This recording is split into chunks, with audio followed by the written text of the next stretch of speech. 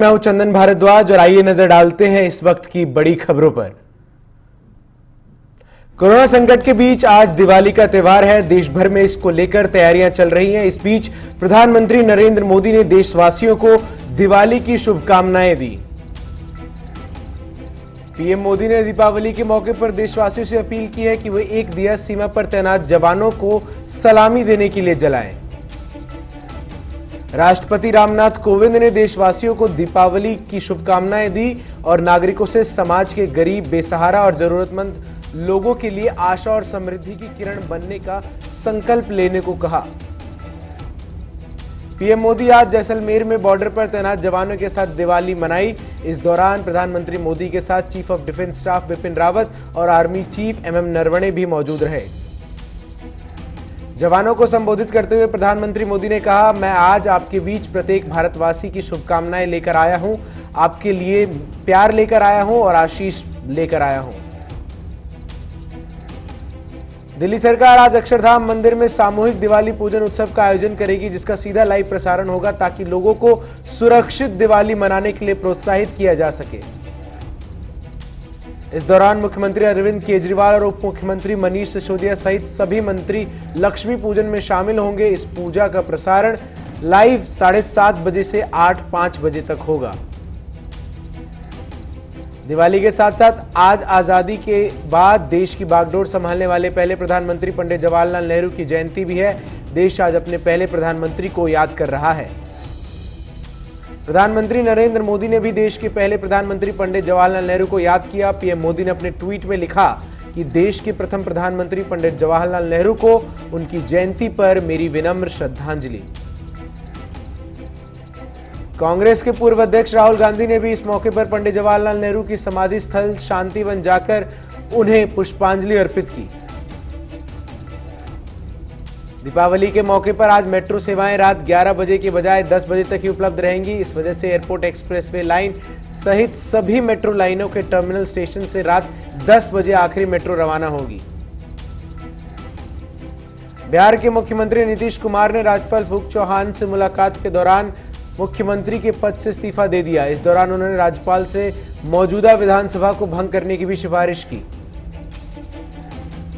नीतीश कुमार के इस्तीफा देने और राज्यपाल से विधानसभा भंग करने की सिफारिश के साथ ही बिहार में अब नए सरकार के गठन की प्रक्रिया शुरू हो जाएगी। राज्यपाल फागू चौहान ने नीतीश कुमार का इस्तीफा स्वीकार कर लिया और उन्होंने एनडीए की नई सरकार के गठन होने तक नीतीश कुमार को केयर टेकर मुख्यमंत्री के रूप में कामकाज जारी रखने को कहा है। अब दिवाली के बाद 15 नवंबर यानी रविवार को एनडीए के नवनिर्वाचित विधायकों की बैठक होगी, जिसमें एनडीए के नेता के साथ चुनाव किया जाएगा। भाजपा विधायक दल के नेता का चुनाव होने से यह तय हो जाएगा कि बिहार में डिप्टी सीएम कौन और किसे बनाया जाएगा। बीजेपी विधायक दल का नेता ही डिप्टी सीएम बनेगा। बीजेपी आलाकमान की ओर से रक्षा मंत्री राजनाथ सिंह पटना में होने वाली पार्टी के नवनिर्वाचित विधायकों की बैठक में मौजूद रहेंगे और बीजेपी विधायक दल के नेता का चुनाव करेंगे।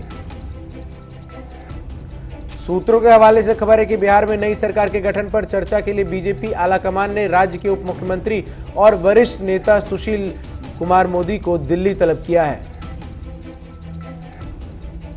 सपा के राष्ट्रीय अध्यक्ष अखिलेश यादव ने भाजपा पर कड़े प्रहार किए हैं। उन्होंने कहा कि बिहार में बेईमानी से भाजपा गठबंधन सरकार बनी है, बड़े पैमाने पर सरकारी मशीनरी का दुरुपयोग किया गया है। बीजेपी ने 36 राज्यों और केंद्र शासित प्रदेशों के प्रभारी और सह प्रभारियों की सूची जारी की है। पूर्व केंद्रीय मंत्री राधा मोहन सिंह को उत्तर प्रदेश की जिम्मेदारी दी गई है। इसके अलावा बीजेपी ने पश्चिम बंगाल में अगले साल होने वाले विधानसभा चुनाव के लिए मध्य प्रदेश के नेता कैलाश विजयवर्गीय पर भरोसा जताया है। उन्हें फिर से पश्चिम बंगाल का प्रभारी बनाया गया है। वहीं भूपेंद्र यादव को बिहार विधानसभा चुनाव और गुजरात उपचुनाव में पार्टी के अच्छे प्रदर्शन का इनाम मिला है। उन्हें फिर से बिहार और गुजरात का प्रभारी बनाया गया है।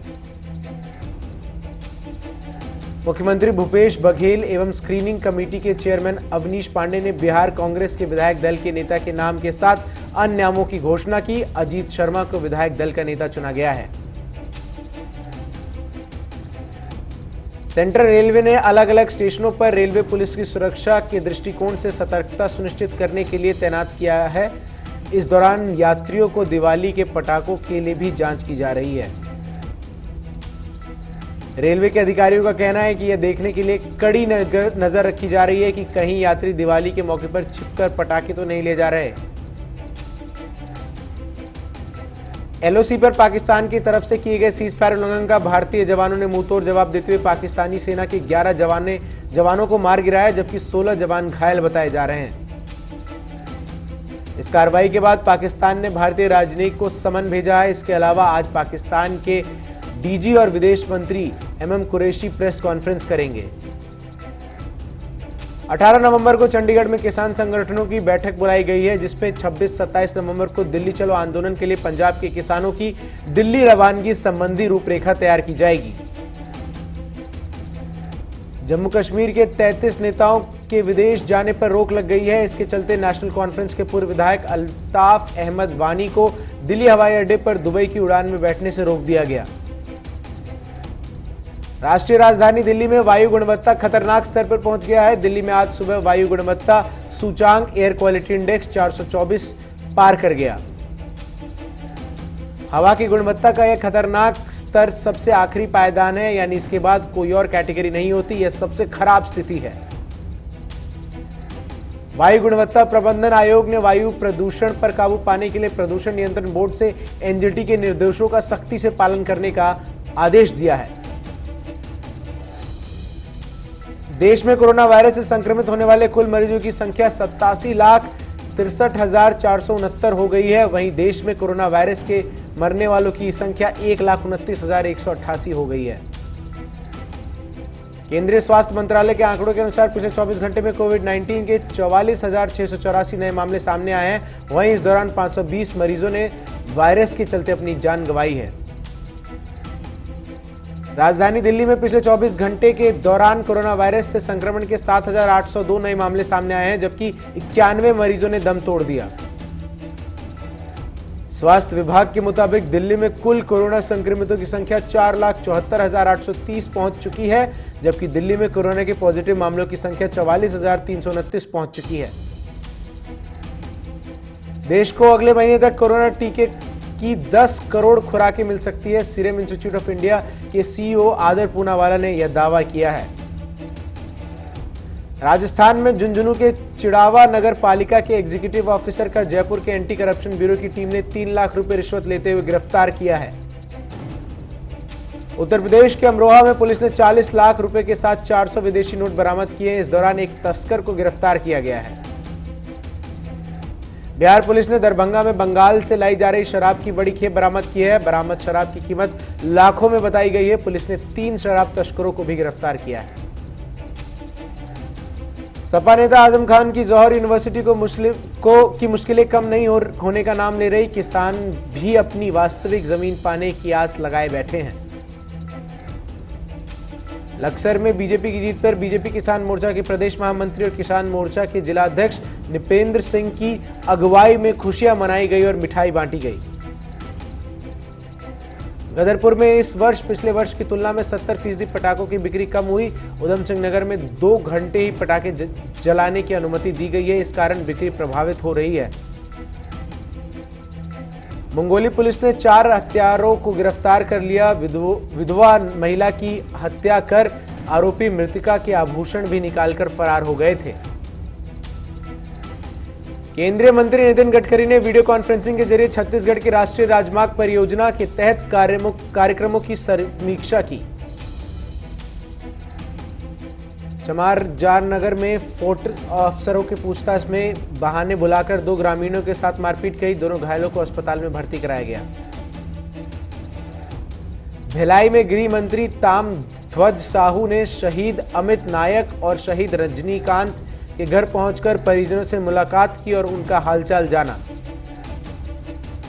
हल्दरपुर में पति की संदिग्ध मौत पर पत्नी एसपी के पास न्याय की गुहार लगाने पहुंची। विवाहित ने अपने परिजनों पर डॉक्टर से मिलकर रिपोर्ट बदलवाने का आरोप लगाया। सिवनी में गोंडवाना गणतंत्र पार्टी के लगभग हजारों कार्यकर्ताओं ने सिर पर काली पट्टी बांधकर तहसील कार्यालय का घेराव किया और योजनाओं में भ्रष्टाचार का आरोप लगाया। हाट पिपलिया में बीजेपी विधायक मनोज चौधरी का विजय जुलूस निकाला, जिसमें जन सैलाब उमड़ आया। विधायक ने कहा कि क्षेत्र के विकास के लिए मैं हमेशा सजग और तैयार रहूंगा। बालोतरा में मुख्य गौशाला और सेवा संस्थान समितियों के संत महात्माओं का सम्मान समारोह रखा गया। कृष्ण सेवा संस्थान के अध्यक्ष धर्मेंद्र ने कहा कि हमारे समाज में संत अति आवश्यक हैं। ठाणे में दीपावली के मौके पर लोगों को 27 खोए हुए मोबाइल मिले। कुल मिलाकर सबकी कीमत 4,25,000 रुपए है। हमीरपुर के जिला आयुर्वेदिक चिकित्सालय परिसर में जिला स्तरीय कार्यक्रम का आयोजन हुआ। कोरोना महामारी को रोकने में आयुर्वेद चिकित्सा की भूमिका के प्रति लोगों को जागरूक किया गया। मणिका वन विभाग ने गुप्त सूचना के आधार पर छापेमारी की और 50 लकड़ियां समेत पिकअप वाहन को जब्त किया। कासगंज में दिन दहाड़े पेट्रोल पंप से बाइक सवार सेल्समैन से लुटेरों ने तमंचे की नोक पर 1,82,000 रुपए लूट लिए। औरैया में अखिलेश यादव ने कहा कि यूपी विधानसभा के उपचुनावों को भी बीजेपी ने धोखे से जीता। कहा बीजेपी ने सरकारी मशीनरी से वोट मंगवाए। मुख्य सचिव ने केंद्रीय गृह सचिव के साथ दिल्ली में कोविड-19 की स्थिति की समीक्षा बैठक ली। बीजेपी युवा मोर्चा के राष्ट्रीय अध्यक्ष तेजस्वी सूर्या ने आदर्श नगर में हिंदू शरणार्थी कैंप वासियों के साथ दिवाली मंगल किया। पानीपत में तेज रफ्तार का कहर थमने का नाम नहीं ले रहा। तेज रफ्तार ट्रैक्टर ट्रॉली और मोटरसाइकिल की भिड़ंत होने से एक 23 वर्षीय युवक की मौत हो गई। लक्सर में कोरोना महामारी की मार दीपावली पर भी साफ नजर आ रही है। दुकानें सजी हुई हैं लेकिन ग्राहक नजर नहीं आ रहे। पुंछ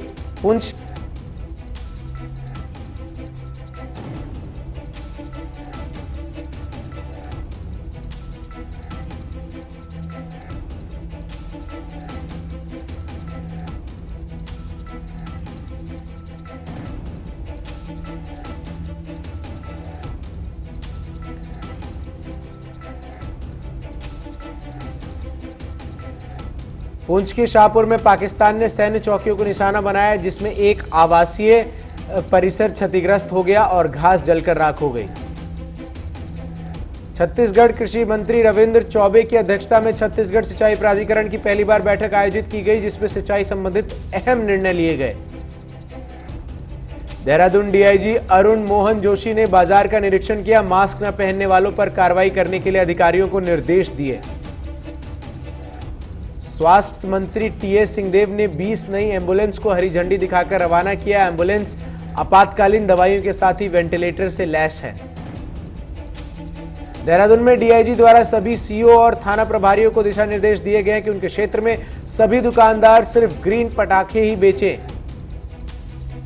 देहरादून में दीपावली के मौके पर मुख्यमंत्री त्रिवेंद्र सिंह रावत ने सभी प्रदेशवासियों को दीपावली की हार्दिक शुभकामनाएं दी और लोगों से कम पटाखे जलाने की अपील की। देहरादून में मंत्री रेखा आर्या ने लोगों से मास्क, सैनिटाइजर और सोशल डिस्टेंसिंग का पालन करने की अपील की, साथ ही कम से कम पटाखे जलाने की भी अपील की। अल्मोड़ा के साल्ट से विधायक सुरेंद्र सिंह की हुई कोरोना से मौत के बाद बीजेपी कार्यालय में शोक सभा का आयोजन किया गया, जिसमें सीएम रावत भावुक हो गए। साहिबगंज में कई वर्षों से संचालित अवैध पत्थर खदान पर प्रशासन ने छापेमारी की और मशीनें जब्त की। बस्ती में खाद्य सुरक्षा विभाग की टीम ने मिठाइयों की दुकान दर्जनों भर दुकानों से नमूने लिए और उन्हें जांच के लिए भेजा। अचानक हुई छापेमारी से दुकानदारों में हड़कंप मच गया। आज भी पेट्रोल और डीजल के दाम स्थिर रहे। दिल्ली में पेट्रोल 81.06 और डीजल 70.46 रुपए प्रति लीटर के हिसाब से बिक रहा है। देश का विदेशी पूंजी भंडार 568 अरब डॉलर के ऊपर पहुंच गए। एक सप्ताह में 7.8 अरब डॉलर का इजाफा हुआ। आरबीआई ने पंजाब नेशनल बैंक पर 1 करोड़ रुपए की पेनल्टी लगाई। 5 पेमेंट सिस्टम ऑपरेटर्स के सर्टिफिकेट भी कैंसिल किए। जम्मू कश्मीर के 2 भाइयों ने टिकटॉक जैसे शॉर्ट वीडियो ऐप बनाया है। यूजर 60 सेकंड तक की वीडियो बना सकते हैं। पतंजलि की दूसरी तिमाही में 424.72 करोड़ का लाभ हुआ। वहीं कंपनी का रेवेन्यू 9022.7 करोड़ रहा। पूरे देश में अब मुंबई और दिल्ली पर भी बीएसएनएल का कब्जा होगा। 1 जनवरी से वायरलेस और फिक्स्ड सेवा शुरू करेगा। फ्यूचर रिटेल की 692 करोड़ रुपए का घाटा हुआ है। कंपनी की आय 74% घटकर 1424.21 करोड़ रुपए हो गई। फेसबुक अपने मैसेंजर और इंस्टाग्राम यूजर्स के लिए नया फीचर वैनिश मोड लॉन्च करने जा रही है। मैसेंजर यूजर्स के लिए इसे पहले ही रोल आउट किया जाएगा। रिलायंस इंडस्ट्रीज बिल गेट्स की ब्रुकथन एनर्जी में 372 करोड़ रुपए का निवेश करेगी। दोनों कंपनियों में समझौता हुआ। सितंबर में तेजी दिखाने के बाद अक्टूबर में 5.12% निर्यात घटा। ट्रेड डेफिसिट घटकर 8.71 अरब डॉलर पर आया। दुनिया में पिछले 24 घंटों में कोरोना वायरस के रिकॉर्ड 6,56,000 नए मामले सामने आए। वहीं 9,942 लोगों की मौत हो गई। पाकिस्तान ने ब्रिटेन के सहयोग से कोविड-19 टेस्टिंग लैब खोल दिया। इस्लामाबाद में खोले गए इस लैब का संचालन रोबोट करेंगे। डोनाल्ड ट्रंप बोले, कुछ हफ्तों में वैक्सीन उपलब्ध होगी। अमेरिका में लॉकडाउन नहीं होगा। नतीजे साफ होने के बाद पहली बार डोनाल्ड ट्रंप बोले, वक्त ही बताएगा मैं राष्ट्रपति रहूंगा या नहीं। अमेरिकी चुनाव में वोट चोरी या गड़बड़ी के कोई सबूत नहीं मिले। सुरक्षा अधिकारियों ने ट्रंप के आरोपों को खारिज किया। अमेरिका में चीनी सेना के नियंत्रण वाली 31 कंपनियों पर अमेरिकी राष्ट्रपति डोनाल्ड ट्रंप ने प्रतिबंध लगा दिया है। फ्रांसीसी बलों को बड़ी सफलता मिली है। माली में अलकायदा कमांडर समेत 5 आतंकियों को मार गिराया। पाकिस्तान के पूर्व प्रधानमंत्री नवाज शरीफ की बेटी मरियम ने इमरान खान सरकार पर बेहद गंभीर आरोप लगाया। उन्होंने कहा, जब मैं जेल में थी तो मेरे बैरक के बाथरूम में भी कैमरा लगवा दिया गया था। पाकिस्तान में भारतीय मीडिया सामग्री के लिए ऑनलाइन भुगतान पर रोक लगा दी गई है। नेपाल के कई हिस्सों में बीजिंग सरकार द्वारा चीन में उइगुरों पर किए जा रहे अत्याचारों के खिलाफ लोग सड़कों पर उतरने लगे हैं। अमिताभ बच्चन से लेकर स्वरा भास्कर तक बॉलीवुड सितारों ने फैंस को दिवाली की शुभकामनाएं दी। अवमानना केस की मंजूरी पर कॉमेडियन कुणाल कामरा ने अटॉर्नी जनरल को चिट्ठी लिखकर कहा, न माफी मांगूंगा न जुर्माना भरूंगा। कंगना रनौत का मानना है कि ट्विटर धोखा देने वाला है, एंटी नेशनल और हिंदूफोबिक है। भारत में इसे बैन कर देना चाहिए। प्रियंका चोपड़ा ने वी कैन बी हीरोज का फर्स्ट लुक शेयर किया। 1 जनवरी को नेटफ्लिक्स पर रिलीज होगी। अर्जुन रामपाल से एनसीबी ने करीब 7 घंटे तक पूछताछ की। एक्टर ने कहा, मेरा ड्रग्स से कोई लेना देना नहीं। डिज्नी स्टार इंडिया ने आईपीएल के 13वें सीजन से करीब 2500 करोड़ रुपए के एड रेवेन्यू जनरेट किए। इस बार स्टार को 18 स्पॉन्सर मिले थे। कोहली के पैटर्निटी लीव पर ऑस्ट्रेलिया के कोच ने कहा, विराट के टेस्ट से हटने पर भारतीय टीम कमजोर होगी।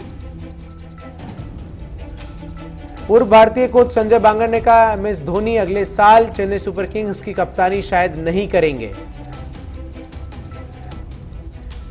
वेस्टइंडीज क्रिकेट टीम न्यूजीलैंड दौरे के लिए पहुंच चुकी है। वेस्टइंडीज क्रिकेट टीम के सभी क्रिकेटर कोविड-19 नेगेटिव पाए गए हैं। अफगानिस्तान क्रिकेट बोर्ड पहली बार 25 महिला खिलाड़ियों को सेंट्रल कॉन्ट्रैक्ट देगा। सुरक्षा के कारण देश के बाहर भी कैंप हो सकता है। तो ये थी इस वक्त की सुपरफास्ट खबरें। मुझे दीजिए इजाजत, मिलते हैं एक छोटे से